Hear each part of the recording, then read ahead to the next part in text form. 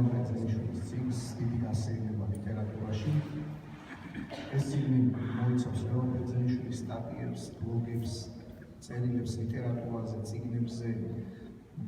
შეიძლება ხატოვნად ითქვას, რომ ეს არის ერთგვარი ხიდი ქართველი მკითხველისთვის ლიტერატურასთან, წიგნებთან უძველესი დროიდან თანამედროვე ლიტერატურის ჩათვლით, როგორც ქართულის, ისე უძველეს, როგორც კლასიკურის, ისე თანამედროვე ლიტერატურის ძალიან ბევრი თემა და თითოეულ ჩვენ რა ვიცით, რომ ლიტერატურა ძალიან მრავალფეროვანია, არის ამ წიგნში.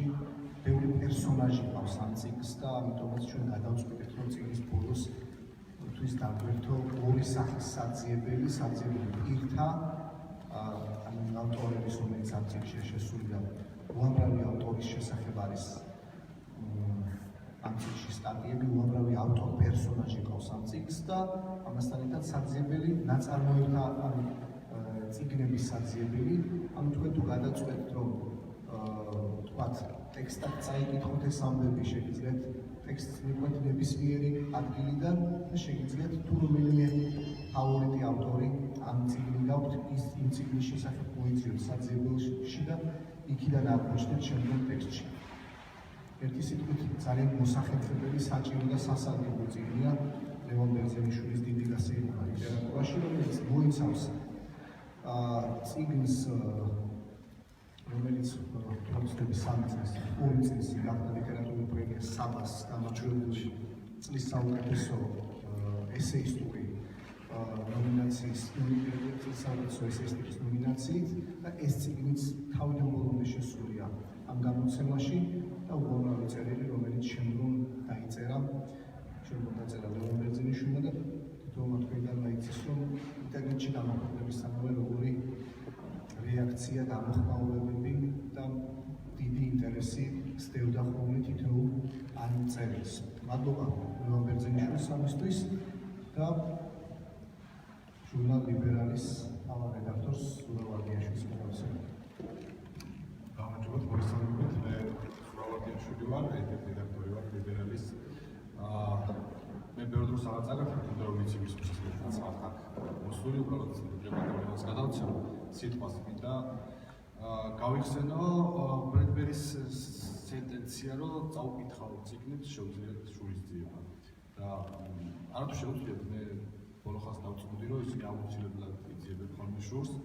აი მაგალითად გუშინ პარლამენტის მიღების ხდომის თავმჯდომარე ყურება მომიწია და პრინციპში დავწმუნდი, რომ წაუკითხავ წიგნებმა წარმოიდგინეს შური ამ შემთხვევაში და ის თქვა რომ მე არ ვაპირებ აქ ჩემთვის უბრალოდ ამივცე რომ ახ შეკრების საზოგადოებას აგიხსნათ და გითხრათ რომ წიგნის კითხვა კარგია და რომ წიგნებთან მეგობრებო. უბრალოდ იმის თქმა რომ მეგობრებთან ერთად გასეირნება სასიამოვნო საქმეა და აი ამ გასეირნებას გთავაზობთ თქვენ ამ შემთხვევაში არაჩვეულებრივ გითთან ერთად და უბრალოდ გადავცემთ ეს. დიდი მადლობა მეგობრებო მომწანებისთვის.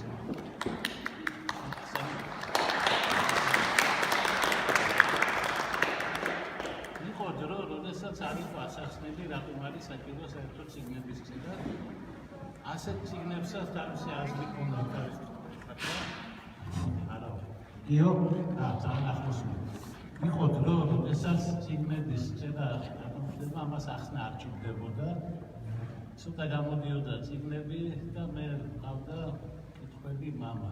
კითხვები მე მგონი სიტყვაც არის, ყველაფერს კითხულობ. მამა ჩემი მახსოვს, ან სამსახურში იყო, მოსამართლე იყო და განაჩენს წერდა, ან სახლში იყო და რაღაცას კითხულობდა. სხვანაირად არის მახსოვს, ერთხელ თბილისში ჩამოვიდა და მე მაშინ ჩემი ჭკუით ინტენსიურად კითხულობდი და სახლში ამბავი ჩაიტანა ბათუმებიდან. მაგის ხელში წიგნი არ დამინახავსო, ანუ ჩემთან შედარებით გაცილებით უფრო კითხვები გავსილიყო და როგორც გითხარით, ყველაფერს კითხულობ. და ეს იყო ის ბედნიერი დრო, როცა წიგნები ცოტა იყო და ადამიანები კითხვები ადამიანები კიდევ დაინტერესებულები იყო. ეხლა გამოჩნდა სხვა დრო, ჩვენ სხვა დროში შევედით, როდესაც წიგნები იწერება, როდესაც მწერლები ყავს ბევრი, კრიტიკოსები თითქმის აღარ ყავს. ესეისტები ყავს 1-2 და ეს ნომინაცია მაგალითად იქნება სადმე წარდგენილი, ამ ნომინაციაში არის ხოლმე რამდენიმე კაცი სულ.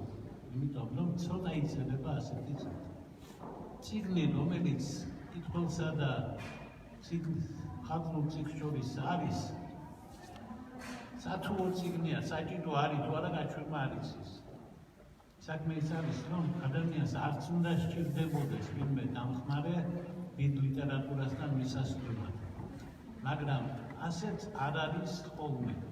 დღეს წამოვიდა თაობა, რომელიც იმდენად პრაგმატულია, რომ კითხვების დასმა დაიწყო, თავისთავად დიდი ბედნიერება, იმიტომ კრიტიკული აზროვნების ნიშანი არის აშკარად, როგორც თქვენ იცით, დეკარტეს ნათქვამი აზროვნებს, ესე იგი ვარსებობ, წინ ატარებს კიდევ ერთ წინადადებას, ვეჭვო, ეჭვი მაქვს, ესე იგი ვაზრუნებ, რაც იგივე, რაც ვაზრუნებ, ესე იგი ვარსებობ. ეჭვი გაუჩნდა ახალგაზრდობას ყველაფერს. ახლა გვეკითხებიან, საჭიროა ამის საკითხვა, შეიძლება ამის გარეშე ცხოვრება და რო არ წამიკითხო რა იქნება და სხვა. მე ბევრჯერ შევხვდა ასეთი რამ და ამიტომ განვიზრახე და დამეწერა ის პირველი წიგნი, რომელსაც მე ციგნიერების ევოლუცია დაერქვა, დამეწერა წიგნი იმაზე, რა საჭიროა წიგნების კითხვა. ანუ გამეცა ამ კითხვაზე პასუხი მართლა არის თუ არა საჭირო, რას იძლევა. ჩვენ უკვე დავწუნდით, რომ საქართველოს პრეზიდენტობას წიგნების კითხვა არ ჭირდება. ჩვენ იმაშიც დავწუნდით, რომ არც პარლამენტის წევრობა სჭირდება წიგნების კითხვა. მე ვიცხოვრე პარლამენტში 8 წელიწადი სხვადასხვა მოწვევაში და წიგნი ხატუნა გოგოლიშვილის გარდა მართლაც არავის ხელში არ დამინახავს. ძალიან იშვიათი არის, არც არის მაგისტრის და ბევრი რამისთვის არც არის. და რა საჭირო არის, თუ კი ადამიანი შეიძლება ახლა წარმატება, ახლა ბანკირები რო არ კითხულობენ წიგნებს და მილიარდერები მე მგონი იცით. ერთ საპატიო ადამიანს ყველა რო იცნობს საქართველოში ჩემი წიგნი ვაჩუქე და მითხრა, უი რა კარგიაო, ახლა ჩემი ცოლი წაიკითხავ და მომიყვებაო. ნუ ხარ მომენტი აგერ მე წიგნი დასაკარგი კი არა მოსაც შენი ცოლი წაიკითხავ და მომიყვება, იმისთვის უკვე მიცემული მაქვს მეთქი და აღარ მივეცი. ცოლის მოყოლული წიგნია იმ დროში ცხოვრობთ ახლა ჩვენ. ამიტომ მე განვიზრახე ახალგაზრდა ადამიანებს შეუძლიო ლიტერატურის სიყვარული. ვაჩვენო მე როგორ მიყვარს, იქნებ ეს გადამდები აღმოჩნდეს.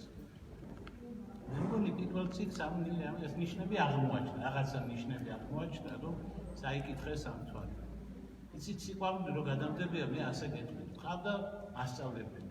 მე საერთოდ ვარ იმ ძველი ბედნიერი თაობის წარმოადგენელი, რომელსაც ყავდა კარგი მასწავლებელი. მე თვითონ რო ვასწავლე, სულ ვფიქრობ, რომ ნეტავ რომელიმე ჩემი სტუდენტი მე ისე გამიხსენებს, როგორც ჩემს მასწავლებლებს მე ვიხსენებ მეთქი, რა კარგი იქნება მეთქი, გულში ვფიქრობ, იმიტომ ყავდა ასეთი მასწავლებელი და ერთი მასწავლებელი ყავდა, რომელიც ანტიკურ ლიტერატურას მასწავლებდა. ციტატების მოყვანა უყვარდა ხოლმე ბერძნულ ენაზე. და ციტატა რომ მოყავდა, ამ ციტატას უცებ ხედავდი, რომ ფორმა ეძლეოდა და ეს კაცი მას ეფერებოდა. აი ესე ამბობდა ხოლმე. მაგალითად, ოიდიპოს მეფეს ხსნის და დაიწყებდა ასე. ოდეკნა, კადმტუ პალაინე ატროფე და ხედავ რომ ამ ბერძნს ხედავს და ეფერება. ეს სიყვარული გადმოგვედო ჩვენ და ჩვენს გავიგეთ თუ ეს მაგარი რაღაცაა, ეს ბერძნული კაი ყოფილა რა, ხან ასე უყვარს. აკაკი უშაზეს იქნებ მეც უნდა მიყვარდეს. და მივხვდით, რომ ეს ასეც უნდა იყოს. ამიტომ ეს წიგნი ამ მოტივითაა დაწერილი, ამ შთაგონებითაა დაწერილი, რომ იქნებ რამე მნიშვნელოვანი უთხრათ ხალხს ისეთი, რომ წააკითხოს ლიტერატურა. მსოფლიო ლიტერატურა მოიხსენებათ სავსეა უზარმაზარი ინფორმაცია. წერლებთან დაკავშირებული არის ბევრი რამ. არსებობს თითი რუბრიკები, მაგრამ მე გადაცემაში მაქვს რუბრიკები შეყვარებული მწერალი, შეყვარებული გოეთე. იქ ყვები 73 წლის გოეთეს 19 წლის ქალი რო შემოყვარდა, ხელი რო ითხოვა, რო არ მიათხოვეს, აქამდე ყველაფერი ჭორებია. ნამდვილი ამბავი მათ ჭორები ვიჭრეს. იგი ამბავი მერე იწყება, რომ არ მიათხოვეს 73 წლის კაცმა ტრაგიკული პათოსით ახსავსე მაგდებურგის ელეგია დაწერა, რომელსაც რო კითხულობ, დღემდე გვაზანზარებს, ამის პატრონს კაცი როგორ არ გაახვევს. ისე მივიდები და ასე ვიზამ. და იმისთვის არის ეს ამბავი მოყოლილი, რომ მაგდებურგის ელეგიის ტრაგედიაში ჩავწვდეთ. რა მნიშვნელობა აქვს, რამდენი წლის იყო გოეთე და რა მნიშვნელობა ჩვენს ფიქრებს იმაზე, ამ ხელა ასაკის კაცს ასე ახალგაზრდა რო არ უნდა ყარებო. ეს არის ძალიან მარტივი ფიქრები. თურმე ფიქრები იწყება მაგდებურგის ელეგიას რო გითხოთ. იქ წერია რა გრძნობას უხდეს უარი. რა ცეცხლს უხდეს უარი, იქ ხო პასპორტი არაა ჩაკერებული, რომ ამერიკის ვიყავი. ის ლექსი დარჩება, ლექსი ისაა. ჩვენ ასაკი არ უნდა მოგმეთხოვა, იმიტომ ასაკი რომ მოგთხოვ ბაევსკი საერთოდ არ უნდა წავიკითხოთ, იმიტომ მეორე ტომი 80 წლის კაცის დაწერილია და ვინმე არ მითხრას, რომ სუდად არის დაწერილი და სწორედ ამაში სტერეოტიპებისგან გაქცევაში, წევრების დანახვაში, იმიტომ წევრები ყველაზე წესიერი, ყველაზე პატიოსანი, ყველაზე ნორმალური ხალხი არა. ისე როგორც მხატვრები. მე ძალიან კარგად მახსოვს, ბავშვი ვიყავი, როდესაც წავიკითხე სომერსეტ პოემის მთვარე და ექვსპენიანი, რომელიც გოგენის ცხოვრებაზე და გამოყვანილია რა თქვა სტრიკლენდი, რომელიც ცუდი ადამიანი, ცოლს ცუდად მოექცა, ოჯახს ცუდად მოექცა, ვინც მისი კეთილის ყოფილი იყო, იმასაც ცუდად მოექცა, მაგრამ კარგად ხატავდა. ხელი ამბავი ხომ ის არის, რომ ჩვენ ახლა მწერლებს ვუთხოთ, კარგი ადამიანები იყვნენ. კარგი ადამიანების მეტი რა არის ჩვენ სოლებაში ირგვის არ გაიშვა და სავსეა კარგი ადამიანები. კარგი მწერალია პრობლემა თორე და როდესაც მწერალი ამავე დროს კარგი ადამიანია, ეგ დაუნახავი არ უნდა დარჩეს. ჩვენ გვყავს ერთი ასეთი საოცრება. საერთოდ თუნმა დედაქალაქმა გენიოსების სიხშირით ვერ გაგვაკვირვა. საქართველოს ყველა დიდი გენიოსი პროვინციიდანაა. გამონაკლისი არის ერთი, ნიკოლოზ ბარათაშვილი. თუ ახლა ყველას გენიოსებად ჩავხდით ფიზიკოსებს, მათემატიკოსებს და ინჟინერებს, შეიძლება თბილისში სხვებით მოვძებნოთ, მაგრამ ნიკოლოზ ბარათაშვილისნაირი არავინ არ გქონდა. აი ეს კაცი, მიუხედავად მწარეებისა, ისეთი კარგი კაცი იყო, და ვიცი მეგობრების წარმატება უხაროდა, როცა თვითონ ხუთმანეთიან ხელფასზე იჯდა და გადამწერდა და გადამხაზავად მუშაობდა სოფლიო დონის გენიოსი. ამ კაცის ირგვლივ ყველა ფიქრი, თუ კი ვინმე საქმე გაუჩნდება, უნდა დაიწეროს და უნდა მივაწოდოს საზოგადოებას, იმიტომ რომ მოხდა ისეთი საოცრება, რომ ქართველმა ხალხმა ასე განაცხადა, რომ ეს კაცი არ დაინტერესებს და 50 საუკეთესო ქართველ შეხვი იყო და სადაც 7 მოდელტავარი იყო, რომელთაგან ერთერც ვერავინ ვერ გაიხსენებს და ეცით, თუ იგი მეორე მშვიდში არ იყო. და სხვები მოიძებნა და გრიგოლ ხანძთელი არ იყო. 7 ისეთი მოდელი მოიძებნა ბარათაშვილის ხსენება რო არ იყო იმათი. იყო ასეთი წელი, 2006 წელი, ვფიქრობ, რომ ეგ ჩვენი ტრაგედიის წლებია, როდესაც უცოდინრობა ზეიმობს, როდესაც წერა-კითხვის უცოდინარი კაცი ემუქრება მსოფლიო მნიშვნელობის ციკლს დავწერო და მე არ წერს, იმიტომ ჩემაშვილმა ლექსი დაწერა და ის წავიკითხე და იმის მე რაღა უნდა დავწერო და ამ სისულელეს ჩვენ არა მარტო უსმენთ, ამან აქვს ცხოვრობთ ამ ქვეყანაში და ამ ქვეყანას აქვს საფრთხე. უციგნურობა საშიშია. მარტო მხატვრულ ლიტერატურაში არ არის ამ. საქმე იმაში არის, რომ ადამიანს ყოველთვის ჰქონდა სულ ცოტა ორი ტიპის აზროვნება. ერთი არის უძველესი აზროვნება, აწყობილი იმაზე, რომ არის ძველი არქეტიპები, ძველი ბინარული ოპოზიციები, მაგალითად მარცხენა, მარჯვენა, თეთრი, შავი, კარგი, კაცი, ზედა, ქვედა, ჩემი სხვისი და აწყობილი ვართ ასე, ჩემი ჯობია სხვისაც. მაგალითად, საქართველოს პარლამენტის თავმჯდომარემ თქვა, რომ ეს კაცი, როდესაც ჩვენთანაა ეს მოსამართლე ბრინჯაოზე კაია და როცა მიშასთანაა ცუდია. ანუ იქ ვართ, იქ 10,000 წლის წინ რომ აზროვნება ჰქონდა, პური რო არ ჰქონდა, გამოგონილიდან ნახშირწყალი რა ვიცოდით რა არის და ხორცს ვჭამდით მარტო პოზიციების დონეზე რო ჰქონდა აზროვნება, იქ არის დარჩენილი ჩვენი აზროვნება. მაშინ როცა მხატვრული აზროვნება არის ამის გარღვევა, ის მეორე ნამდვილი აზროვნება, რომელიც იწყება შეკითხვით, რომ მართლა ასეა თუ არა. კანტმა გითხრა საპერე აუდე გაბედე აზროვნება. კანტმა გითხრა რომ არ კითხო სხვას. გზა რო არიცი არ იკითხო. დიეტას რო აპირებ შენ თვითონ შეადგინე. ნუ ეკითხები ეთიკს. და გააკრიტიკე რაც არ მომწონს. მან აღწევე გვასწავლა რო არ დაინგრეს სამყარო. ჯარისკაცმა იმ მომენტში კი არ გააკრიტიკოს ომის დროს ბრძანება რომ მიიღო. არა, ომი რო დამთავრდება, მე გააკრიტიკე, რომ ორი სივრცე არსებობს. ერთი არის შენი სივრცე, სადაც შენ შეგიძლია პირად სივრცე, უნდა შეასრულო ყველა ბრძანება, იმიტომ რომ ჯარისკაცი ხარ და არის საჯარო სივრცე. სადაც უნდა გამოთქვა მოსაზრება, მათ შორის კრიტიკული. თქვენ შეგიძლიათ გადაიხადოთ, გადასახადოთ, იმიტომ თქვენ გეხებათ და კანონში წერია, მაგრამ თქვენმე შეგიძლიათ გამოხდეთ და თქვათ, რომ ეს სისულელეა და გავაუქმოთ და ასე შემდეგ. კანტი გვეუბნება გაბედებ და ვინც ვერ ბედავს აზროვნებას. ანუ ნახევარზე მეტ ნახევარი გაესწრებს. ძალიან დიდ ნაწილს საქართველოსაც იგი შეურაცხყოფას აკეთებს. ჩვენ ახლახან გავიგონეთ სიტყვები, რომ ციხნები შულს იძიებენ თუ არ წაიკრა. ვარესი ხდება. კანტმა გითხრა, ვინც აზროვნებას ვერ გაბედავს, ის ლაჩარი, სულმოკლე და ზნეობრივად გადაგვარებულია. წარმოიდგენიათ უწიგნურობა, თუმე ასე იოლი არ ყოფილა. ტიპები რო დადიან და ტრაბახობენ, აცენ ციგნი აწამეთ და ვერაფერს ვერ მივახცეთ, უარსაბირო ამბობდა, ციგნი რა კაცის საქმეა. ერთმა პარლამენტარმა თქვა, მე თუ ინგლისური და კომპიუტერი ამცია კაცი არა ვარო და კაცი როგორ არის, 200 კილო კაცია, ოქროსავით კაცია, ძალიან ბევრი სწორედ სხვა ციგნებიცაც საკითხული, რატო ტრაბახობს, იმიტომ რომ არ წამიკითხავს არ ვიცი. წერლებმა იციან ტრაბახი, რომ მათ არ დაუმთავრებიათ უნივერსიტეტები. ამას ისინი სწრაფობენ, რომელთაც აქვს დამთავრებული უნივერსიტეტები. ამაში არიან შემჩნეულები. მე ეს საკითხი შევისწავლე, ამ ციკში არის ასეთი, რა შევისწავლე ქართველმა მწერლებმა, ვინ რა ისწავლა და რა დავადგინე. ვინც ყველაზე მეტი ისწავლა, იგი ყველაზე უარესად წერდა. ვინც ყველაზე ნაკლები ისწავლა, პოეზიაში ყოველ შემთხვევაში ეს იყო გალაქტიონი, რომელსაც სკოლის გარდა ჩარჩა სხვა ჩვენის კლასში. ამის მერე მე კლასში ჩარჩენილებს უყურებ დიდი სიტყვოთი და სიყვარული. იმიტომ რომ ილია ჭავჭავაძეც ჩარჩა კლასში და გალაქტიონ წავიწყეს. ამიტომ ცოტა სვანაერი ამბავი. რატო ჩარჩა ხო იცით? ჩარჩნენ, იმიტომ რომ ჩვენს განათლების სისტემაში სადაც უნარჩვევების ტესტი იყო, ეგრე ვერ ჩააბარებდა. გალაქტიონი დედას მიცავად ვერ ჩააბარებდა უნარჩვევების ტესტს. იმიტომ კითხვაზე A, B, C და D იყო და უხილო. იმიტომ ის იყო სიმბოლოების კაცი. მისთვის ყველაფერს ნიშნავს, ვაჟა-ფშაველა ვერ ჩააბარებდა.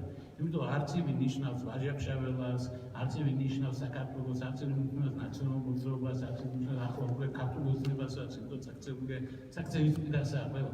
მაგრამ არცივსაც ნიშნავს, ესაა სიმბოლო. სიმბოლო არის, რომელიც თავის თავსაც ნიშნავს და ყველაფერს სხვას. ეს დიდი სახე. ამიტომ ჩვენ სიმბოლოებით ვინც ვიწევს იმას უფრო ვეფერები. ის ალეგორიებით ვიწევს, როცა ერთ წერდა მეორეს გულისხმობ, ისიც კაია, მაგრამ ისიც ვიცით რა ფასისაა. ანუ მე იმის თქმა მინდა რომ ხალხური გემოვნება სტიქიურად არსებობს კითხვების თავში და სადღაც უნდა არსებობდეს რაღაც საშუალება, რომ ამან თავი მოიყაროს. ეს იმას კი არ ნიშნავს, რომ მე მაქვს და ამ ჩემგან უნდა წაიღო. არა, მეც უნდა დავწერო, თენგიზმაც უნდა დაწერო, მუზარმაც უნდა დაწერო. ლიტერატურაზე დაწერილი ყველა სიტყვა ოქროსია. უმბერტო ეკო თქვა, რომ ყველა ციგნის სასარგებლოა, მათ შორის ტელეფონების ციგნიც კი. ჩვენ ნახეთ კიდევ ერთი რომანი, რომელშიც გაირკვა, რომ მართლაც სასარგებლოა, მათ შორის ტელეფონების ციგნი, არ ვიცი გახსოვთ თუ არა ასეთი რომანია. ოსტერის რომანი არის მის ნიზღავე, რომელშიც ტელეფონების ციგნებს აგროვებენ მთელი მსოფლიოდან, რომ იმის შემდეგ რაც სამყარო არ იქნება, ეს ხალხი თავის ტელეფონებში ჩაწერილი გვარები რო არ დაიკარგო. ჩვენ ცხოვრობ ძალიან უცნაურ ეპოქაში.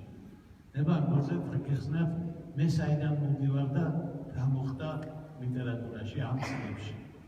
მე მოვდივარ 60-იანი წლებიდან, როდესაც სოფლიოში წესრიგი ლიტერატურა არ იწერებოდა. და არ იწერებოდა იმიტომ, რომ ძველი თაობის ხალხს ახსოვს, ჩვენ ყველანი ვიყავით დაზაფხული და შეშინებულები. იმიტომ რომ ცნობილი იყო, რომ საბჭოთა კავშირის და ამერიკის შეერთებულ შტატებში 19-ჯერ შეეძლოთ ერთმანეთის გაანადგურებიან და მთელი დედამიწას მიეყოლებინა. მათ დროს ჩვენ ვიცოდით, რომ პალერმოდან იყო საშუალო სიშურის რაკეტები, ბირთვული შეიარაღები დამიზნებული თბილისში და თბილისი უმიზნებდა იტალიის ქალაქებს. ჩვენ ხელში იყო დანტეს სამშობლო ქალაქი ფლორენცია. ჩვენ ლაზიანიდან შეგვეძლო ფლორენცია ის სიამაყე პასობრიობის მიწისგან და მიწისაგან მიწისა აღვეკავდა. აი ამ ეპოქაში ცხოვრობდა მწერლები ისე შეშინდნენ, რომ ამ შიშში იწერებოდა სისულე ნახეთ ვისაც მაგდროს ნობელის პრემიები მიღებდნენ. ნახევარ მწერლებს ეკმა უარი წკითხვა, ფილოსოფოსის ავტორი, წერალი, რომელზეც დიდი სიამაყე სერბული ლიტერატურისა იყო ანდრიჩი, დიდი სიამაყე საბჭოთა ლიტერატურისა შოლოხოვი და ასე შემდეგ. ამ კვაზი მწერლები ნულოვანი წერის უნარის მქონე, რომელთაც ლიტერატურასთან პრინციპში არ ჰქონდათ შეხება, თუმცა წიგნებს წერდნენ, რა თქმა უნდა, და ზოგიერთ კარგი წიგნიც ახლავს. ნამდვილი ცუდ წიგნი არ არის.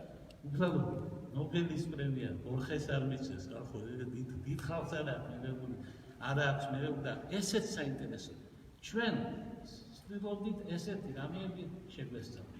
აი მე მაგალითად სულ მაინტერესებდა, რატომ არ აქვს ეს საზღვარი პრემია მაგალითად ისეთ ხალხს, რომელმაც განსაზღვრეს მსოფლიო ლიტერატურა. რატომ არ აქვს ჯოის, რატომ არ აქვს მარსელ პრუსტს, კაფკას არ აქვს გასაგებია, რობერტ ფროსტის მიეცათ რა გაუჭირდებოდა. ანუ ყველაზე დიდები, ლევ ტოლსტოი 1910 წელს გარდაიცვალა პრემია 1900 წელს დაწერა. 10 ჯერ იმშენეს და 10 ჯერ არ მისცეს. და რატომ მოხდა ეს? ეს იმიტომ მოხდა, რომ ის პრემიაც მიყვება იმას, რაც არის გაგებრილი და რაც არის და უნდა გახდეს ცნობილი, უნდა ყველაფერი გადაჭამოს და მე მივცემ. და თუ ძალიან ცნობილია, მაშინ რაღაც უნდა და რაღაცა. ახლა დღევანდელ მსოფლიოში ეს ამბავი განსხვავებით 60-იანი წლებისგან, როცა შიშის გამო ცოტა იწერებოდა. ჩვენ ახლა ცხოვრობთ ეპოქაში, როცა მსოფლიო სავსეა დიდი მწერლები.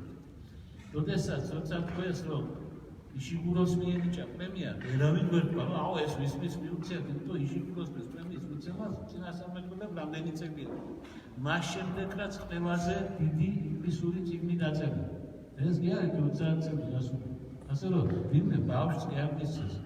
ვიღაცებმა არ იცოდა ჩვენთან საქართველოში განსაკუთრებით დიდი ტრაგედია იყო 2014 წელს პატრიკ მოდიანოს მიცეს ნობელის პრემია ფრანგულს და საქართველოში თქვენს ეს ვიღა არის. იმიტომ რომ ჩვენ ეხლა როგორც თემავსობთ ფრანგული და ალბანური და ასეთი ლიტერატურა არ ვიცით ხოლმე. ჩვენ ვიცით ინგლისურენოვანი ლიტერატურა.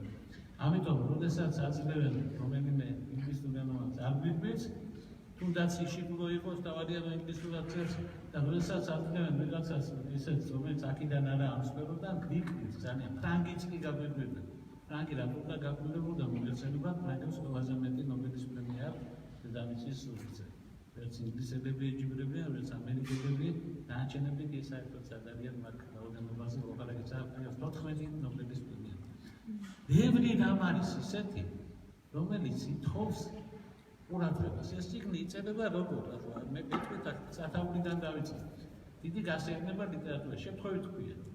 იმიტომ რომ ეს ამბავი რომ მომხდარიყო ფრანკფურტის წიგნის ბაზრობამდე, ამ წიგნს ეს სათაური ვერ ექნებოდა. აი გეტყვით სათაური როგორ გაჩნდა.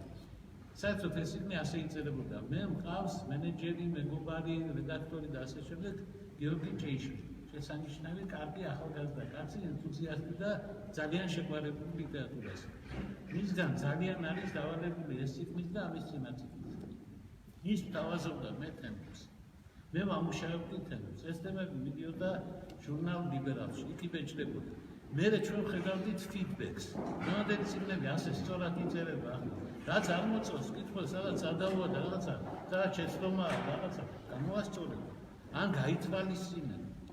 ბევრი რამ იყო, მე ერთი ორიდან გავითვალისწინა, ეხლა სულ ბოლო რედაქტირების დროს, მაგალითად, ერთ სტატიაში ეწერა, რომ იყო თუ არა მაძიებლებში გობაკიძე არ ვიცი და მეორეში ეწერა დანამდვილებით ვიცით და ახლა რომელიღაცა არის სწორი და ეხლა ვიცი დანამდვილებით დიახ. უკვე ის მასალები გამოქვეყნებულია და ვიცით, რომ 23 სხვა კაცთან ერთად გრიგორ რობაქიძე იყო ნობელის პრემიის მაძიებელთა შორის, იგი არ იყო ახლოს ამ პრემიის მინიჭებასთან, ყველაზე ახლოს ნობელის პრემიასთან ჩვენ მივეცით 1974 წელს დაწერილი წიგნით. ეს არის ძალზე ერთი კაცი მიდიოდა და ესა ოთარ ჭილაძის რომანები. ოთარ ჭილაძე კინაღამ გახდა ნობელის პრემიის ლაურეატი. ჩვენ ახლა ბევრი ლაპარაკი არ შეგვიძლია, იმიტომ რომ იქ არ ვიყავით და საიდუმლო მასალებს არ ვხმობთ, მაგრამ ჭორები ვიცით, რაც გამოჟურნა. ჭილაძე რანერაპი იყო, ანუ მეორე ადგილზე გავიდა, მას ერთ წელს, როცა ყველაზე ახლოს იყო იგი წარმატებასთან, გადაასწრო სარამაგო. ახლა რა ვქნათ ახლა ეს სარამაგო, ვინმე სხვა რო ყოფილიყო ვიტყოდი, რომ დიდი ქვეყნიდანაა და დაფჩარდეს და რაღაცა, მაგრამ ვერ ვიცი პორტუგალიებია უდიდესი მწერალები და როგორც ჩანს ამ შემთხვევაში საწყენია, რომ ასე მოხდა. საწყენია იმიტომ, რომ 60-იან წლებში ხო გეუბნებით, კონკურენციაც კი არ იყო. მაგ დროს რო ყოფილიყო ის კაცი დამწერი ჩვენი კაცი გამისი და რო ქონოდა ჩვენურ ენაზე დიდი შანსი გვექნება. მაგრამ მე არ ვაპირებ ამ ცხოვრებიდან ისეთ წასვლას, რომ ამ დიდ პრემიას არ გამოვკრათ ხელი. ამიტომ დავწედე, მაგრამ უნდა მივიღოთ ეს პრემია, მე ჩემი ხედვა გვაქვს. ჩემი წერლები დაგვიჯერებენ თუ არა მე არ ვიცი. მაგრამ მე ვიცი, სად იმალება ნობელის პრემია საქართველოსთვის. საქართველოს ჰქონდა უძიესი, უსაშინლესი 30-იანი წლები, 20-იანი და 30-იანი წლები. რატომღაც ჩვენი ლიტერატურა გაექცა ამ წლებს. ვერ უბედავს ამ წლებს ვერაფერს. იცოდება ნახევარი სიმართლე, მეოთხედი სიმართლე. გადავიღეთ ფილმი, რომელიც 1/6 სიმართლე არის, ქვია მონანიები. მე ამას გეუბნებით როგორც ყოფილი პატიმარი. მე ციხიდან გამოვედი, პირველი რაც ვქენი, წავედი ფილარმონიაში და უყურე ფილმ მონანიებას. გამოვედი იქიდან იმ ცნობით, რომ ეს ფილმი არ უნდა ეკრძალა არც უშიშროებას, ეს არის მათთვის სასარგებლო და არა სიმართლისთვის. ეს ნახევარი ფილმი. სიმართლეც არ ჭირდება ეზოპეს ენა და მოკიდვა. სიმართლე იყო უსასტიკესი საქართველოში. მას ჭირდება ნამდვილი მწერალი. საქართველოში უამრავი ადამიანი დაიღუპა, იმიტომ კი არა რომ სტალინმა ბრძანება გასცა, იმიტომ რომ მეზობლის სახლი უნდოდა, მეზობლის ცოლი უნდოდა, მეზობლის მანქანა უნდოდა, იმიტომ რომ თვითონ იყო ამ ბოროტების შემოქმედი. ესე კი არ არის რომ ბრძანება მოვიდა ყველა უდანაშაულები. საქართველო ჩაიხრჩო ამ იმაში. ყველაზე უფრო ვინც მონაწილეობდა და ყველაზე უფრო დამნაშავე ვინც იყო, იმას ყველაზე უკეთესები დაგვიწერეს ამაზე, იმიტომ რომ რაღაცა გაბედეს მაინც. მაგალითად ერთ-ერთმა რომელიც პირდაპირ ჯალათი იყო ამის დაგვიწერა ისეთ რომ კაენის სულმა გადაისრიალა საქართველოზე. აქ ქვეყანა არის რომელიც სკოლაში სწავლობდა კონსტანტინე ლორთქიფანიძის შემოქმედება, კაცი პირადად ხრებდა ხალხს და ამის ამშენებელი იყო ამ სისტემა. ეს არის ის ეროვნული ბიბლიოთეკა, სადაც იმ პერიოდის ყველა გაზეთი შენახულია, ყველა ჟურნალი შენახულია. ბევრი საიდუმლო არ უჭირდება, ყველაფერი ღია. წაიკითხეთ 36, 37, 38 წლის გაზეთები. სად იმალება ნობელის პრემია ხალხო? უზარმაზარი მასალა ადამიანის დაცემის, ადამიანის აღზევების, ადამიანის გადარჩენის. ბიძინა რამიშვილმა, დიდმა ქართველმა კაცმა, რომელიც იყო უზარმაზარი სპეციალისტი ეკონომიკის დარგში. რომელიც არის ამჟამად რადიო თავისუფლებაში მოღვაწე ქართველი ჟურნალისტის ბიძინა რამიშვილის ბაბუა და რომელიც არის მანანა იგინეიშვილის ასე ვთქვათ ნათესავი ბიძინას ამ უმცროსი ბიძინას დედა გახლავთ ეს მანანა იგინეიშვილი ქართველი ბიძინა მანანა იგინეიშვილი ივანე გიგინეიშვილი შვილია და ძალი იყო ესე იგი რამიშვილის. აი ამ რამიშვილმა რომ არ დაესახელებინა არავინ უშიშროებაში, იქ კიბი არის, რომელსაც მეც ბევრჯერ ავსულვარ და იმ კიბიდან გადმოხდა და თავი მოიკლა. ამის შემდეგ იმ კიბეს ბადეები ააგეს და მე როცა იქ ვიჯექი, სანამ დაიწვებოდა ის შენობა, სულ მაინტერესებს ბადეები რამ გამოიწვია და მე ისტორიული კვლევი დავადგინე თუ ასე ყოფილა, იმიტომ რომ არ გადამხდარიყო, მე თავი არ მოიკლა. იმიტომ რომ როგორც კაფკამ გამოიცნო, დაკითხვები რა თქმა უნდა სხვენში ტარდებოდა მათ კგბ-შიც, აქაც. ჩვენ ჯურნალში ვიჯექით და ესენის ემოციის ზედასართულზე, მაგათ ზედასართული უყვართ ხოლმე. ისე როგორც შევარდნაძე შენობაში ყველაზე ზედასართულზე იჯდა. ამერიკის შეერთებული შტატების პრეზიდენტი პირველ სართულზე, ოვალურ კაბინეტ პირველ სართულზე. ხოლო საქართველოს პრეზიდენტი მე-17-ზე იჯდა.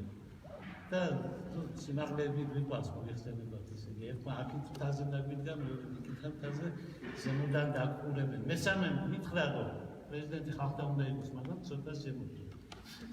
აი ამ პრეზიდენტთანაა დაკავშირებული ამ ციკლის სათავე. მე ბევრი რამ თქვი და დავწერე და წავედი ფრანკფურტში. ფრანკფურტში ჩვენ გქონდა ისეთი წარმატება, როგორც მე არასოდეს არ მინახავს საქართველოს წადმე რამენად ასეთი წარმატება ქონოდა არ დაგავიწყდეთ სუხიშვილების კონცერტზე ყოფილვარ ჩვენი მომღერლების სიმღერაც მინახავს უცხოეთში ანიტა რაჭველიშვილის მინახავს ნინო მაჩაიძეს და ყველაფერი მინახავს მაგრამ ასეთი რამ ჩვენ არ მინახავს როდესაც ხალხი მოდიოდა და ეფერებოდა წიგნებს, ეფერებოდა ქართულ ასოებს, ეფერებოდა ჩვენ დავით ყდიაშვილს, ეფერებოდნენ, ამბობდნენ რაც აღვიმავდით ამ კაცო. რაც თქვით ყველაფერზე გამიგდება. შეხედეს აბსოლუტურად უთარგმნელი პოეტი გვყავს. რომელსაც ვერავინ ვერასოდეს ვეთარგმნის გვია ბესიკ ხარანაული, ცოცხალი კლასიკოსი, ჩვენი უდიდესი უზარმაზარი, დიდი და უსახმარლესი კაცი. დაინახეს გერმანელებმა არ გვინდა ლექსილა ერა. შევხედეთ უკვე მიყვარს. ასეთი ვიკარება ხდება. ჩვენ ასეთი წარმატება არ გვქონია და გაგვიხარდა ეს. გავბედეთ და ვთქვით რომ გვაქვს წარმატება. იცით ჩვენამდეც ყოფილა იქ ქვეყნები მე სტუმრად. ჩვენს მერეც იქნებიან. ჩინეთი რო იყო მე ვიყავი, ყველაფერი უფასო ჰქონდა. აჭმევდნენ, ასმევდნენ. ხო, დარბაზი ვიღაც, ამდენი ხალხი არ ყავდათ გახსნას. საქართველოს დღეების გახსნა არა მარტო ჩვენ მიკრაბახეთ მაგრები ვარ და ძალიან მაგალითი თქვა აკა მოჩიბაძე, არამედ გამოვიდა ევროკავშირის ერთ-ერთი მთავარი ფიგურა კალბატონი მოგერინი გაუცინარი ხელმწიფე ეგრეთ წოდებული და ილაპარაკა ფიქრით ახლა აკროვა რომ მე ევროკავშირი რაშუაშია, მაგრამ სადაც საქართველოს და ქართული კულტურა იქ ევროკავშირის ადგილია და სადაც ევროკავშირი საქართველოს ადგილია და მოკლედ ფაქტობრივად იქვე მიგვიღო ევროკავშირში და ვიღაცებმა საქართველოში თქვენს წარუმატებელი იყო. იმიტომ რომ იქ მე არ ვიყავიო და სხვა და პრეზიდენტობის კანდიდატმა თქვა ეს რა იყო ეს იყო ერთი გასეირნებაო არაფერი არ გამოგტარა.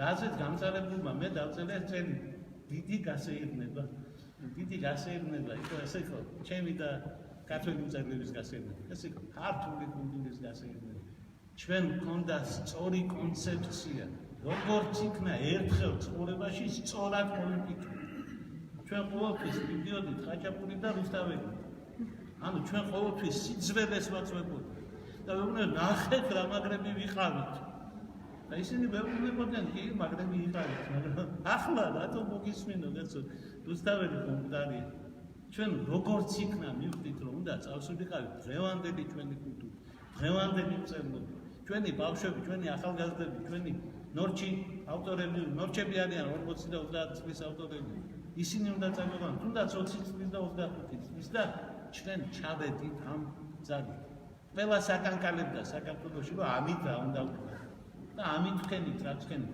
ამას რომ აინტერესებს ის მე რუსთაველსაც მოუბრუნდება რა თუნდა ვაკანაკ და უნდა გითხრათ რომ წარმატება იყო კოლოსალური და ვიღაცებს ეწყინა და კულტურის მუშაკებთან შეხვედრისას როდესაც ეწყინა თუ ახალგაზრდებმა გააკეთეს ესა ეს ვაჩოს იმიტომ გამოვიდა სწორედ რომ ახალგაზრდებმა გააკეთეს არც მინდა თქვა რა მოხდებოდა დიამეტრეველის მოხსნა რომ მოეხერხებინათ რასაც აპირებდნენ ზედ ტრანსპორტის ბაზრობის წინ ანუ მოთავე ვინც იმუშავა ვინც გააკეთა იმის მოსპობა უნდა მაგრამ გადავჭირდა და არ მოვისმენთ ამან გამოიწვია ის სათავე დიდი გასეირნება მე დიდი საიდუმლო არ არის და წიგნს ეკუთვნოდა ეს სახელი იმიტომ რომ ეს არის უკვე მართლა შეირგნობა ლიტერატურაში დღეს მიწევდა ლექციებიდან ვარ მოსული დილიდან ლექციებზე ვარ და ბოლო ლექცია მქონდა ახლა და კინაღამ დავაბიარი მაგრამ მოასწავლე ამ ლექციაზე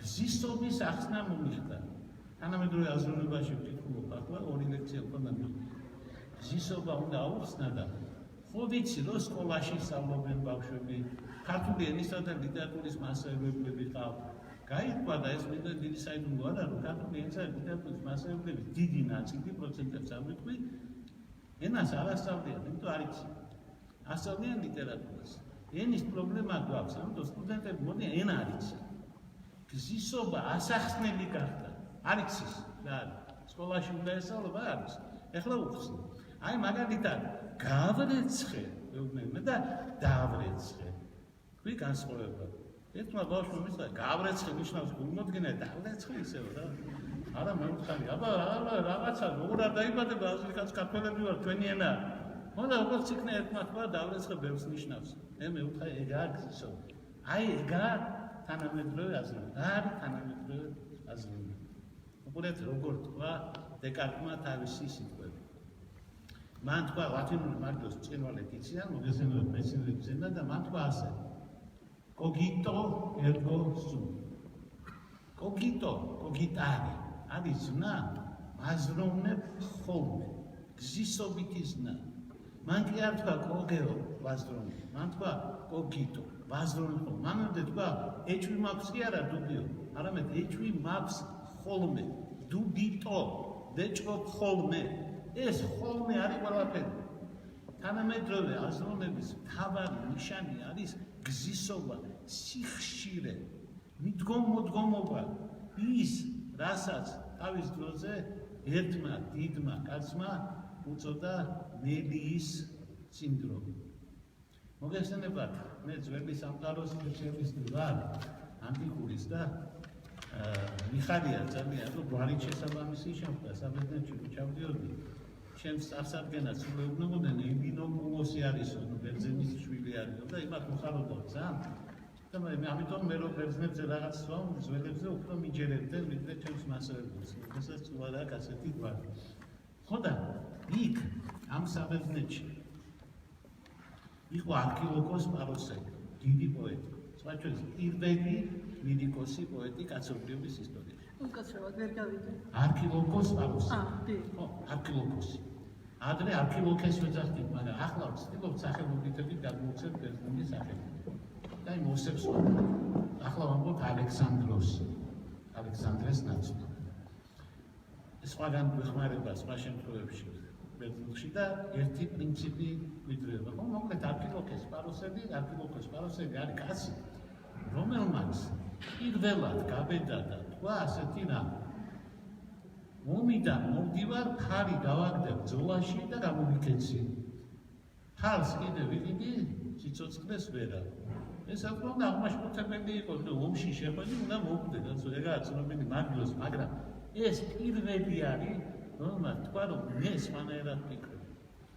ამ შემთხვევაში მისი ხულიგნური ფიქრები გამოცხადდა პიროვნების დაბადების ფიქრები. ომში ვარ და ომში უნდა მოვკვდე და ომში წასვლა იმას უხარია და ასე შემდეგ. ეს არის საერთო სახალხო ფიქრები, ხოლო ფარი დავაგდე და ახალს ვიყიდი, არის კონკრეტული არქილოკოს პაროსელი. პიროვნება დაიბადა ძველი წელთაღრიცხვის მე-7 საუკუნეში. მაგ დროიდან ვითვლით თანამედროვე აზროვნებას. მერე იყო პლატონი, იყო სოკრატე, მერე იყო პლატონი და იქიდან მოდის თანამედროვე აზროვნება. აი ეს თანამედროვე აზროვნება ისაია ბერლინმა მე-20 საუკუნის უდიდესმა ლიბერტარიანმა და ლიბერალიზმის მამამ და ფუძემდებელმა რუსეთიდან წასულმა ებრაელმა კაცმა, რომელიც ინგლისის საპატიო მოქალაქე გახდა, სერობას მიანიჭა უკვე ამ დედოფალმა, რომელიც მე მგონი დავიბადეთ იქ მანამდეც იყო და მერეც იქნება ჩემს მერეც იქნება ელიზაბეთ მეორე და მერტმა ხედი მოიმართოს, კარგი დედოფალი. მოკლედ სერობა მიანიჭა, ძალიან მაგარი წიგნი დაწერა. დაერქვა რა არქილოკოს პაროსელს. არქილოკოს პაროსელს ლექსიკონ და სადაც გადარჩა ერთი პატარა ფრაგმენტი, რომელშიც არის ნათქვამი, რომ მელიას ბევრი შეუძლია, ზღარბს ერთი. იგულისხმება, რომ მელიას მრავალი სტრატეგია აქვს, სპიერი ცხოველი აქედან მიუდგება, იქიდან მიუდგება. ზღარბს ერთი სტრატეგია შეიკუმშება და ვერ შეჭება. ესაა სულ. ამაზე დაკნობით, ამ მარტივ სიბრძნეზე დაკნობით დაწერა დიდი ესე ისაია ბერლინმა, რომელსაც ქვია მელია და ზღარბი. წიგნია 54 წელს გამოიცა. წიგნია, რომელშიც ნათქვამია, რომ თუ ეს ადამიანის ტიპებია, არიან მელია ადამიანები და ზღარბი ადამიანები. მაგალითად, მელია ადამიანები არიან მრავალმხრივი ადამიანები. ლეონარდო და ვინჩი მაგალითად იყო დიდი გენიოსი და ძალიან მრავალმხრივი. მოქანდაკე, ხატვარი, ინჟინერი, პოეტი, LGBT თემის წარმომადგენელი და ასე შემდეგ და ასე შემდეგ და ასე. ძალიან დიდი კაცი. მიქელანჯელოს შეგვიძლია? მიქელანჯელოს შეგვიძლია, მაგრამ ის ინჟინერი მაინც არ იყო და ეს მაგიც იყო და ეს კიდე იყო გამოგონებელი. თვითმფრინავი გამოიგონა. აი საკისარი გამოიგონა. რომელიც 500 წლის მერე დამჭირდა. საკისარის გარეშე ხო იცით, სვდება ყველაფერი რაც ბრუნავს და მან გამოიგონა თავის დროზე, ოღონდ არავინ არ იცოდა რაში ჭირდებოდა. თვითონ არ ვიცით რაში ჭირდებოდა. სიცხეშიო ავფრინდებითო და თოვლს გადმოვაყრით სიცხეში ქალაქსო. ნახეთ რა პოეტი კაცი იყო და თვითონ არ მოიფიქრა იდეა, დელტაპლანი მთლიანად აგებული ჰქონდა.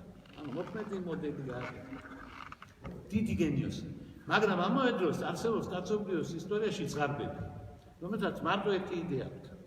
მაგალითად, ზიგმუნდ ფროიდს ელაპარაკა გამარჯობა ზიგმუნდა, შენ დედა გიყვარს გეუბნები. აი ჩემი სიგარა ხო იცი ეს სიმბოლოა გეუბნები. აი ჩემი წი ხო იცი ეს სიმბოლოა. უშინ ფული ვნახე, სიტყვას ხო იცი ეს სიმბოლო, ყველაფერი ერთი რამის სიმბოლოა დედა გინდა ჩი. ეს ოიდიპოსის კომპლექსის არ მომჩენი კაცი იყო შეპყრობილი ამ იდეით. ამიტომ ირგვლივ ვერაფერს სხვას ვერ ხედავ. მე ვიცნობ ასეთ ადამიანებს. მე ვიცნობ ადამიანს, რომელთაც იწყებ ლაპარაკს კალებზე, ფეხბურთზე და მაინც მივა საბურთალოზე რამდენი ხმა მიიღო და როგორ აჯობათ ინახიდაშენმა თავის საბურთალ პარტიას ორი ხმით. და ასე შემდეგ. არის ხალხი, რომელიც ზღარბები არის. ასეთები არიან დიდი გამომგონებლები. როგორ ლეონარდო არ უნდა ერქვას ახლა. დიდი გამომგონებლები. მაგალითად, კოპერნიკი მუდმივად ერთ იდეაზე იყო. თქვენ ხო იცით, რომ ჯორდანო ბრუნო იქიდან იძახდა მაინც ბრუნავს. როცა გალილეო, რომელიც გენიოსი იყო, რომ მიადგნენ არ ბრუნავს, თქვა არ ბრუნავს. არა ბატონო გვალია, როგორც თქვენ გინდათ თქვა. და დაწერა, რომ გვალიცაა და ბრუნავს კიდევაც და ყველაფერი, მაგრამ დაუთმო თავის სიცოცხლე არ შეცირა ამას, იმიტომ რომ არ იყო ზღარბი თავისი ბუნებით. ამ წინს წერდა ის იმიტომ, რომ ეჩვენებიან რა მრავალფეროვანი არის გენიი. და ხანდახან ჩვენ გვაგვიაზრება, რომ თუ ასე არ არის, ესე იგი არ ვარგა. მაინც ასე უნდა დაწეროს და ადრე ავდა ასეთი კრიტიკოსი, რომლებიც წერლებს ასწავლიდა როგორ უნდა წერა. კრიტიკოსი რო გაგაკრიტიკებდა, ცუდად იყო საქმე, იმიტომ შემდეგი უკვე დახრეტა იყო. და აი შევისწავლე რა, მე თქვენთან ერთად შეგიძლია შევისწავლოთ მასალები, რომელიც აქაა ბიბლიოთეკაში და კიდე არის უზარმაზარი მასალა თქო უნდა არქივებში. შევისწავლე რა, აღმოჩნდა შემდეგი, რომ თურმე კონსტანტინე გამსახურდია რომ დაწერა მთვარის მოტაცება, ჩემი აზრით ყველაზე გენიალური რომანი რაც ხელსაყრელში დაიწერა, არის მასალაყურებს. მისი მასვე არ ეწევს, რომანად დაწერა ეს პოლტარდი არ არის მეათეთის არაზოგიერთი. ეს რო დაწერა, თურმე დაირაზმენ ქართველი მწერლები, ქართველი მოაზროვნეები, ქართველი ფილოსოფოსები, ქართველი მხატვრები, ქართველი პოლიტიკური მოღვაწეები და ყველა მოითხოვა კონსტანტინე გამსახურდიას დახრება. არა, დაგმობა და გამოსწორება კი არა. პირდაპირ დახრება. ეხლა მე ესია არ მათმევინოთ ხალხო, იმიტომ რომ გეწყინება, იმიტომ რომ ჩვენ ხო ჩვენი წმინდანები გვყავს და ჩვენ ხო არ გვინდა მათზე ცუდი გავიყოთ არაფერი. ერთი კარგად მახსოვს, რომ თემურ მაღლაფერიძემ როცა დადგა ამის საშუალება, პირველმა დაიწყო ასეთი მასალების გამოქვეყნება და მის მიხედვით ირკვეოდა, რომ ყველა გადახსილებული იყო გალაქტიონისგან. იმიტომ რომ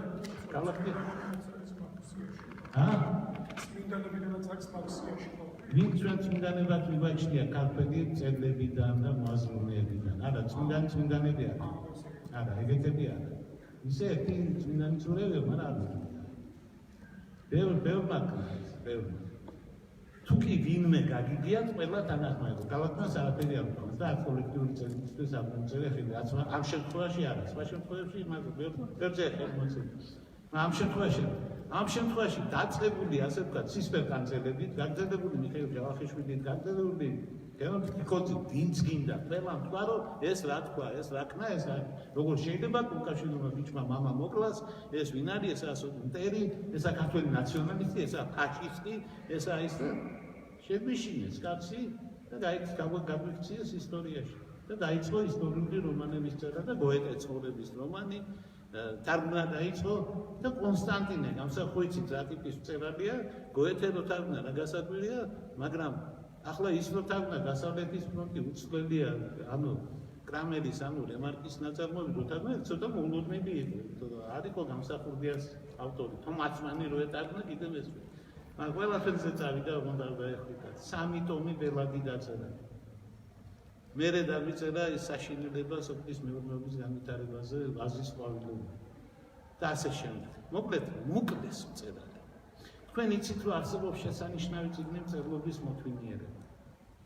ძალიან საინტერესო მასალა, მაგრამ მთელი მხატვრული მასალა, რაც ამ დროს ხდება, დარჩა ქართული ლიტერატურის მიღება.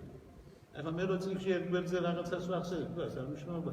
ეს ხომ ტრაგედია, რომელსაც ჭირდება ვერდები კი არა, რომანები. აქ არის ქართული ნობელის პრემია დამალული. აი ამ ნაწილში არის რაც აქ მოხდა, ის იმხელა ექსპერიმენტი იყო და იმოდენა რა მოხდა, მით უმეტეს რა მათი წამომწყები და განმახორციელებლები ქართველები იყვნენ. როცა აბელ ელუქიძეს ბრალი დაედო, ქალებში დადიხარო და უცეკამ გამოაცხადა, რომ ჩვენ ახლა წმინდანები ვიქნებითო, როცა ყველა დადიოდა და აბელი უბრალოდ არჩევდა ხოლმე, რომელი ბალერინა ვისთვის ივარდება, რომელი ზომის იქნებოდა. მერე ის რომ დახვრიტეს, უცებ გამოცხადა, რომ ახლა წმინდანები ვიქნებით და კომუნისტებმა უცებ თქვეს, რომ ჩიქაცნის თეორია, რომელსაც მანამდე აღიარებდნენ, ახლა აღარ არის აღიარებაში და ახლა მაგაზე ხვდებდნენ და ხვდეთ და ის, ვინც ყველაზე უფრო იყო მაგაში შემჩნეული, რა თქმა უნდა. ანუ მინდა გითხრათ, რომ მთელი ეპოქა არის ისეთი აღზევების და დაცემის, რომელიც იმსახურებს, მაგრამ ამას პატარა თემიანი ავტორი ვერ მოერევა. ამას დიდ თემიანი ავტორი უნდა. მე ძალიან ვწუხარ, რომ ჩვენი დიდი მწერლები ისე მიდიან, რომ ამ თემას ვერ დიაუარეს. იმიტომ რომ ჩვენ ყოველთვის ვიცი წერლობის კავშირი სიცოცხლესთან რაც უფასია.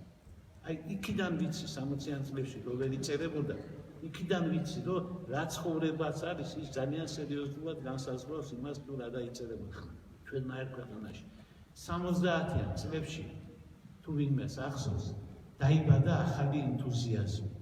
შეიძლება ახალგაზრდებს არ ახსოვს, მე მახსოვს კარგად, რომ ლექციაზე ვიყო ქართული ლიტერატურის ლექცია, ძველი ქართული ლიტერატურა. მასწავლის ოქროს კაცი. ორი მასწავლებელი იყო, ორივე ძალიან კარგი, ერთი მხიარული და მეორე პირქუში. მე ყველაფერი ვქენი, რომ მხიარულთან მომხდარიყავი, თო პირქუშობა არ მიკაცებს ბავშვობა. და ასეთი მასწავლებელი. შემოვიდა ლექციაზე დაარტყა ხელი კათედრას და თქვა გვეშველა, გადაბრუნდა ქვეყანა, მოვიდა შევარდნაძე. ჟავანაძე წავიდა, მოვიდა შევარდნაძე და საქართველოში დაიბადა ახალი ენთუზიაზმი, ახლა გვეშველება. იმიტომ ეს კორუფციას დაამარცხებს, ეს იმას იზამს და დაიწყო. დაიწყო დაპატიმრებები ისინი და ლაპარაკი პატიოსნება წერლობა დაიჭერა და დაიწერა. აი ნახეთ რა დაიწერა მაგ წლებში. აი ეგ მოვლენა რამხელა მნიშვნელობის აღმოჩნდა. დაიწერა და გამოქვეყნა, რაც თავი ახლა მარტო დაწერა ხო არა, ქართველებმა ხო არ დავწერეთ, რუსები ვით. 100 წლის მერე გამოსაქვეყნდა და ჩვენ ეგეთი ერთიც არ დამიწერია. ეგ არა ჩვენს ხასიათში. ჩვენ ძალიან ვეჩქარება ხოლმე, სახელი და დიდება. ბულგაკოვმა რო დაწერა და 40 წლის მერე გამოქვეყნებაო და თქვათ 40 არ დაჭირდა, მაგრამ 26 წელი ხო დაჭირდა. რო გამოქვეყნა ხელო ამბავი აღმოჩნდა, მსოფლიო წიგნი აღმოჩნდა, მაგრამ შენახული იყო. ქართველებმა არ შევინახეთ და დავბეჭდით. აი ნახეთ, გზაზე ერთი კაცი მიდიოდა მაგ წლებში გამოცემული, 60-იანი პირველი დათა თუთაშხია. მეტი რა გითხრათ ხო? გვაქვს რამე მაგ წლებში, რამე საერთოდ სადმე რამე წარმატება ჰქონდა? არა, მარტო ეგ ჰქონდა. იმიტომ რომ პირველი თავისუფლების ილუზიასაც კი გზნობს წერლობა. ყველაზე ნიჭიერი ქართველები ყოველთვის იყვნენ მწერლები. ვინმე არ მითხრას, რომ რუსთაველის, ბარათაშვილის, ვაჟაფშაველას და გალაქტიონის დარი რომელიმე დარგში ვინმე ვყავდა. მაგრამ ახლა დაუკვირდით ამაზე. ეს ხო სოფლიო ამბების ყველაზე რთული ნაწილია. ეს ხო გაცილებით უფრო რთულია, ვიდრე ნიუტონის ბინომი და სხვა. ჩვენ როდესაც ახალ აზროვნებას ვასწავლეთ, სულ ვეუბნებით რას. არის ტექსტები, რომელთა გარეშე არ შეიძლება და არის ტექსტები, რომელთა გარეშე შეიძლება. აი ეგ როგორ არის, ვეკითხებიან ვეუბნებით.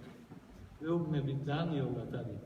პლატონს თუ არ წაიკითხავ, თენგიზას მოყოლი პლატონით ვერ გაიგებ. ვერ გაიგებ. არ წაიკითხოთ რა პლატონზე არაფერი და სულ ტყუილებს ამბობენ. პლატონს არ ჭირდება შუამავალი. გადასარევად წერს და ძალიან გასაგებია. შუამავლები სწორედ აფუჭებენ ხოლმე როგორც წესი. მთელი მსოფლიო ფილოსოფიის ისტორია ხანდახან უბრალოდ არის პლატონმა რა თქვა იმის გარკვევა. იმხელა გენიოსი. აი პლატონს არ ჭირდება. მაგრამ პლატონის ტექსტი თვითონ უნდა წაკითხო. ნიუტონის ტექსტები რა უნდა წავიკითხო. ფიზიკის სახელმძღვანელოში გადასარევად წერია რა როგორ არის. ნიუტონის კანონებს არ ჭირდება ნიუტონის კითხვა და ნიუტონის კითხვით ნიუტონის კანონს თუმე ვერც გაიგებ, ისეა დაწერილი და ისეთი დროის ტექსტებია და ის იმდენი შეცდომით და თურმე სავსე და სხვა. ამიტომ ვიცით, რომ სხვადასხვა თემი. რუსთაველი არ უნდა გაცივებულიყო და არ უნდა მომხდარიყო ბავშვობაში, რომ ეფუძყაოსანი ქონოდა, თორე ნიუტონი თუ მომხდებოდა, ვინმე ნიუტონი გამოიგონებდა იმ კანონს, ხო რა გონიათ ახლა აინშტაინმა რაც გამოიგონა, ის სხვამაც გამოიგონა, უბრალოდ ამან დაასვა. მაგრამ ამის გარეშე გააკეთა იმან ვინც გააკეთა. როდესაც პოპოვმა რადიო გამოიგონა, რუსები რო ამბობენ პოპოვმა რადიო გამოიგონა. მაგდროს რადიო გამოგონებული იყო მარკონის მიერ. მაგრამ რუსებმა არ იცოდნენ, ამიტომ პოპოვმა მართლა გამოიგონა. და რო არ ყოფილიყო მარკონი, იქნებოდა პოპოვი და რო არ ყოფილიყო არც მარკონი და არც პოპოვი, ნიკოლა ტესლას ჰქონდა უკვე გამოგონებული და აღწერილი. ამიტომ განსხვავებით ამ გენიოსების, ლიტერატურის გენიოსების, სხვა რამეს გვეუბნები. ისინი უნიკალურები, გაუნმეორებლები არიან. კალაკტიონი რომ მომდარიყო, არავინ არ დაგვიწერდა იმ საშინელებას, რომელსაც განათლების სამინისტრომ დაარქვა საბავშვო ლექსები. მაგალითად, მურჯა ცხენები. საბავშვო ლექსები კითხულობ, როგორც მისთვის ნამქები, მაგარი საბავშვო ლექსია, ბავშვები აქტუალებული არიან, განსაკუთრებით ჩონჩხიანი დღეები და ასე შემდეგ სახეები ესმით კან. მინდა გითხრათ, დიდი საიდუმლო არ არის. როდესაც კალაკტიონი წერდა ადამიანურ ლექსებს, მაგალითად მესაფლავეს, მაგალითად მერის, კალაკტიონი უყვარდა ხალხს, კალაკტიონი უყვარდა კოლეგებს.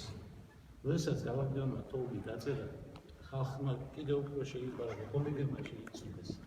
ლურჯა ცხენები და საერთოდ წიგნი, რომელსაც ქვია არტისტული ყვავილები, ხანოთლებ არტისტი, გამთავისკალა არტისტული ყვავილები. საქართველოს ისტორიაში არის ყველაზე დიდი წიგნი, რაც კი გამოცემულა. იმიტომ რომ პეტრესკაუსანი რუსთაველის დროს არ გამოცემულა და ამიტომ ამას ვერ შეეჯიბება. ბარათაშვილს თავისი ლექსი დაბეჭდილი არც ერთი არ უნახავ და ამას ვერ შეეჯიბება. ასეთი წიგნი არ გამოსულა. ესაა პირველი და ერთადერთი წიგნი მსოფლიო ისტორიაში, რომელსაც არ მოყვა არც ერთი რეცენზია. არც დადებითი, არც უარყოფითი. სრული დუმილი. მე დაწერე წიგნი ქვია წმინდა წვრიადი, ითარგმნა რუსულად და არ მოყვა არც ერთი რეცენზია. არ გამიკვირდა. წვირო რა მოხდა მე. ითარგმნა გერმანულად და პირველ დღეებში მოყვა 12 რეცენზია და 6 ინტერვიუ. მე ითარგმნა იტალიურად და იმას საერთოდ რეკორდი მოხსნეს, უკვე 30 რეცენზია დაწერდი, ბოლო რეცენზია გამოაქვეყნა გაზეთმა სიცილია. და გარკვეულია კავშირები გულაგსა და მაფიას შორის და რაღაც საინტერესო. ეხლა ინგლისურად გამოვიდა ამერიკაში და უკვე 3 რეცენზია ახლავს, მათ შორის კლივლენდში და სხვა. ასე თქმა მინდა, იცი, უბრალოდ წიგნს, რომელიც რაღაცაზეა დაწერილი, რეცენზიები ახლავს მსოფლიოში. კალაკტიონმა დაგვიწერა დიდი შედევრი, წიგნის შედევრი, სადაც ერთი ლექსიკა, ერთი სტრიქონიკი არ, ერთი მარცვალი არ არის ყავი, რომელიც არის გენიის გენია. ხო და გაბრაზებულმა ქართველ ხალხზე როგორც თუ ეს ვერ დაინახეთ თქვენ მეთქი, აი ამ წიგნში თავარი მასალა დავწერე მასზე სწორედ კალაკტიონის დანაშაული. კალაკტიონის დანაშაული აშიფრომარებს. არ უნდა დაეწერა ესეთი წიგნი. არ უნდა დაწერო ესეთი წიგნი, არ უნდა ჩვენ ხო პოეტები ვართ და ფერი საამქრო გვაქვს და ой, რაღაცნაირი კოლეგიალობა უნდა იყოს რა. დაახლოებით ერთი ხარისხის პროდუქცია უნდა გამოუშვათ რა. რო ჩვენს გავიყიდოთ, ჩვენს გაიგიდოთ, ადამიანები ვართ, ერთმანეთს უნდა დავეხმაროთ. სოლიდარობა წერლობაში არ არსებობს. ერთხელ ფოლკნერმა დედამისის ძალიან სამარცხვინო ამბები გამოაფინა ლიტერატურაში. დედას ძალიან ეწყიდა. ყველა შეგვიძლია ეგეთი პუტუცობა ჩავიტინოთ, მაგრამ არ შვებით ხოლმე. ხო, ახლა მაინც დედას და შეყვარებულს არ უნდა ეცეთ. მაგრამ ფოლკნერი იყო და თქვა ლიტერატურა. ფოლკნერს ეკუთვნის ერთი ზღაპრული სიტყვები, რომელიც ძალიან უცნაური ფორმით გაიმეორა თანამედროვეების ერთ-ერთმა უდიდესმა მწერალმა. ფოლკნერმა თქვა, რომ რა კაი იქნებოდა წიგნებს სახელებს რო არ ვაწერდეთ. ფოლკნერი იმალებოდა. მეც კი ფოლკნერთან შედარებით ჩასმიდახურული ვარ. ახლა იმას დახეული ეცვა ყველაფერი, რო დაინახავდა ვინმე ტურისტი ფოლკნერთან ჩამოსული, ეთქოდა შენ მიხარ და მე ლეხი ვარ ხედავ და აჩვენებდა რომ გახეულია ყველაფერი. სოფლიო ლიდერი $1 მილიონი მარტო იმაში ქონდა აღებული ნობელის პრემიაში, რომელიც სულ ახალგაზრდებს ფონდები დაუარსა და ერთი თეთრი სახში არ წაუვიდა და ცენტი და არც არაფერი. სხვანაირი კაცი იყო, იმალებოდა. იმიტომ რომ სახელი დადიდება მას აშინებდა. ეს ჩვენები იყვნენ, ზოგიერთები წინ მოდიოდა, აბა მე წინ ნახეთ სურათები. ერთი სურათი არის, რომელიც ძალიან ბევრს გვეუბნება ჩვენზე. მე ის გერმანელებს ვაჩვენე გერმანიაში. მე და ერთ პატრიოტთან ადამიანს ჰქონდა საუბარი დავით ყდიაშვილს. და მე ვუთხარი დავით ყდიაშვილმა ქართული ლიტერატურის ერთ-ერთი ბრილიანტი სახე შექმნა კირილე იმინაშვილის სახით მეთქი. და ყველა ქართველი როგორ თანაუგრძნობს კითხვას, რომელიც პრინციპში კაი კაცი კი არა, მაგრამ როგორ არ არის, მოკლედ აუხსენია ეს ფენომენი და იყო დაინტერესდა რაღაცა და ამის ავტორი მცირე კაცი იყო მეთქი და დავაწყე სურათი. მე იყო ორ გერმანულ ჟურნალში. სურათი არის ასეთი. ორი ქართველი მწერალი ზის.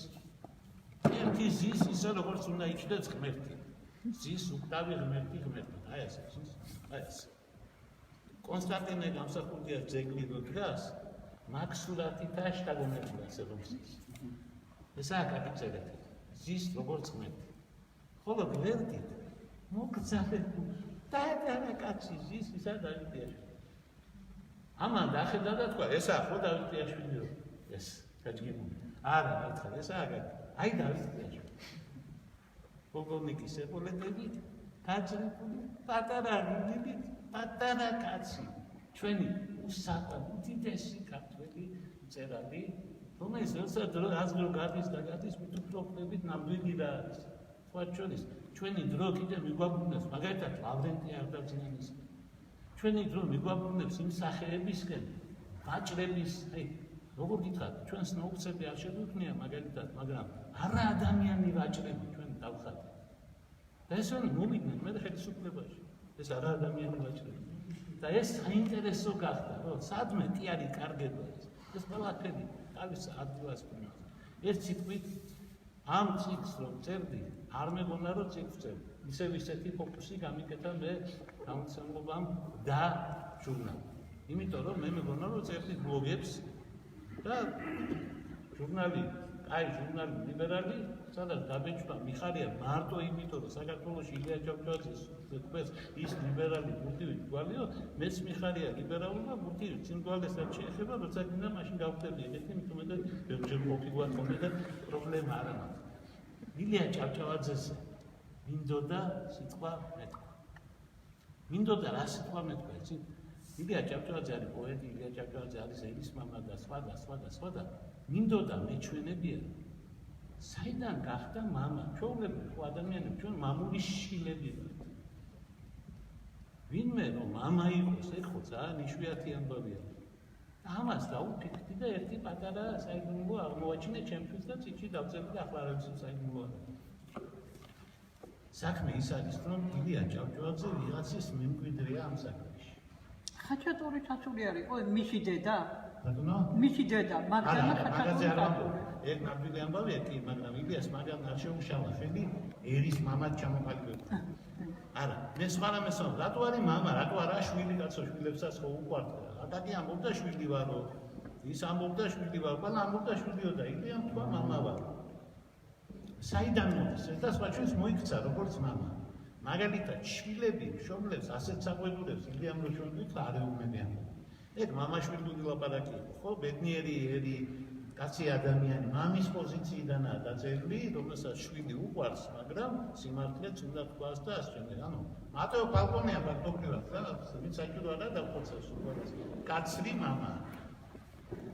დავფიქრდი საიდან მოდის და საქართველოს ისტორიის იმ ყველაზე საინტერესო წერილთან მივედი, როდესაც ილია ჭავჭავაძე ჯერ კიდე არ არის ილია ჭავჭავაძე, სახელდაგვარი აქვს, მაგრამ ჯერ კიდე ის არ არის, ვინც უნდა იყოს და ერთ დღეში გახდა, როგორც ხდება ხოლმე.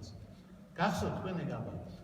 ისე იგი ცარსკოე სელოში ცხოვრობდა სამეგრელოს ყოფილი დედოფალი ნიკოლოზ ბარათაშვილის მუზა და მისი სიყვარულის საგანი, ჩვენი ერთ-ერთი ულამაზესი ქალი, უბედური ცხოვრების ქალი, ქმართან არ გაუმართლა, ძალიან ბევრი შვილი მოუკვდა და მთელი ამბავი, მოკლედ ქალბატონი დადიანისა, ეკატერინე ჭავჭავაძე. ეკატერინე ჭავჭავაძეს ჰყავს ქალიშვილი, რომელსაც ძალიან პოპულარული დღეს სახელი ჰქვია სალომე და რომელსაც ზუსტად იმ ქვეყანასთან არ კავშირი, როგორც სალომეებს აქვს ხოლმე, მიურატის ცოლი გახდა. სალომე მიურატისა არის ეკატერინეს ქალიშვილი. ეკატერინეს ქალიშვილმა დაიბარა ილია ჭავჭავაძე. თვითონ ეკატერინე შეხვდა თუ არა მას, მაგრამ ჩვენ არ ვიცით, მაგრამ ვიცით, რომ სალომე მიურატისამ გადასცა მას ნიკოლოზ ბარათაშვილის ორი ხელნაწერი. ამ საწოდავმა ნიკოლოზ ბარათაშვილმა ბევრი გადაწერა და ბევრ ოჯახში დაარიგა თავისი ლექსები და პოემა. იმ ფიქრით, რომ რომელიმე მაინც როგორ არ მიხვდება, რომ გენიოსი ვარო, მაგრამ ვერავინ ვერაფერს ვერ მიხვდა. სხვა ჩვენს ეს კარგი კითხვაა. ვინ ცხოვრობდა მაშინ საქართველოში? ჩვენ ხალხო მუღერალიო გამოგვიჩნდება სოფიკო ბათილაშვილი იმას ხედავთ ხოლმე და დედა როგორ გვიხარია და ნიკოლოზ ბარათაშვილი დაგვებადა და ამხელად ქვეყანა როგორ ვერ დაინახა? როგორ ვერ დაინახა ბიძამისმა? როგორ ვერ დაინახა სხვებმა? არ დამეჭდეს ხალხო. მერანი ქონდა და არ მეჭდა. მიაჩნდათ რომ მერანი რა არის? არაფერი არა მერანი. ხო და სალომე გადასცა ამათ ოჯახში ინახებოდა გასაგებია რომელი ხელნაწერი და თან ეს ჩვენ ნიკოლოზ ბარათაშვილი მეგობრებო ულამაზესი კალიგრაფიის პატრონი ხატავდა ხოლმე სათაურებს საერთოდ აგდიზე ერთმანეთში ჩაყავდა ასოები აგერ შორს არ არის პარალელურ ქუჩაზე არის ქართული ლიტერატურის მუზეუმი და შეგიძლიათ ნახოთ ეს ხელნაწერი საოცარ ნიკოლოზ ბარათაშვილის ვაჩურის ის ნამუშევარი იქ რომ მუშაობდა სტოლონაჩემთან და გადამწერი რომ ისიც ასე აკეთებდა. ანუ მას ცუდად გაკეთება იმ სახელმწიფო სამსახურისა იმასაც გადაყოლი იყო ასეთი კაცი. მოკლედ ბარათაშვილის ორი ნაწარმოები მერანი და ბედიქართლისა ჩაუვარდა ხელში ილიაჭაკა. წაიკითხა და წავიდა სახლში. იქ კოტე აფხაზთან ერთად ცხოვრობდა კოტე აფხაზის ცენტრში. სიცხე ნაუწია, ღამე არ უძინია და დაწერა ორი ლექსი. და პირველსავე ლექსში თქვა შენი სიკვდილი დაობლდა საქართველოს. ნახეთ რა თქვა შვილის სიკვდილზე ობლობას არ იტყვია. ობლობას მამის სიკვდილზე აქვს. საქართველოს დაობლდა, იმიტომ რომ ბარათაშვილის პოზიცია მის მიმართ, მამის პოზიცია, საყდედური, რომელიც მან თავის დიდ პაპას უთხრა, რომ თავისუფლება როგორ გაცვალე მონობაში, ეს საყდედური მამის საყდედურია. ღმერთის პოზიციიდან გამოდგული საყდედური. ილია ამას ჩაჭდა. ეგრევე. იმიტომ ილია ჭავჭავაძე ყველაფერთან ერთად არის ნიკოლოზ ბარათაშვილის და ვაჟა-ფშაველას არ მომჩენი. ორი გენიოსი იყო მის დროს და ორივე არ მომჩენა. აკაკის აღმოჩენა არ ხდებოდა. ისეთები დაუწერა გრიგოლ ორბელიას. სულ არაფერი არ იყო საერთოდ რომ მოხდა საერთოდ ყველაფერი. მარტო იმისთვის იმა რომ აკაკია ბაკაკია უწოდა. ამან თქვა აკაკიამ ატივიქცეს და ბაკაკიამ არ ქცეს და ბაკაკიამ კითხვას აცე. ვირი უწოდა, ყოიცით რა რა წარმოდგენები ჰქონდა იმას კავკასიის მეფის ნაცვალი იყო ხოლმე. ნიკოლოზ ბარათაშვილისთვის არ ჰქონდა 5 მანეთზე მუშაობდა ბარათაშვილი, ის კიდევ 26 მანეთს ჯამასმაში იყიდა ერთ საღამოში. ბარათაშვილისთვის ფული ოჯახში და ნაცნობაში არ იყო. ნიკოლოზ ბარათაშვილი რომ მოკვდა მის ოჯახში შავი არ ჩაუწო, იმიტომ რომ ფული არ იყო. მის საფლავზე არავინ არ ჩასულა, იმიტომ რომ გზის ფული არ იყო. ერთი წლის მერე ჩავიდა მისი დედა და მისი და იდიოტი მამამისი იქაც კი არ ჩასულა. უნდა იცოდეთ, რომ ბევრი რამ ხდება ისეთი ლიტერატურაში, რომელსაც ილია ჭავჭავაძის დაბადება ჭირდება, თუ დაგეკარგება. თქვენ ხო იცით, რა სასწაულმა გადაარჩინა მაგალითად ისეთი დიდი მწერალი, როგორიცაა დავით გურამიშვილი. ის ხალხი სხვა გზითაც შეიძლებოდა თბილისში წამოსულიყო.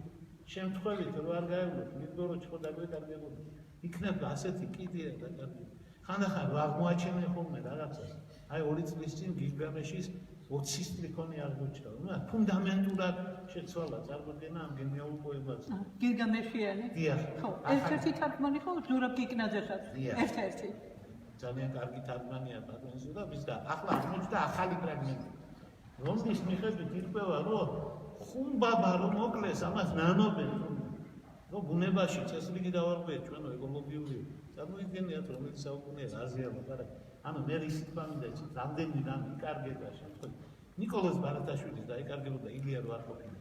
ილია ჭავჭავაძემ არა მარტო დაინახა ნიკოლოზ ბარათაშვილი, არამედ იგრძნო, რომ მისი პოზიცია, მამის პოზიცია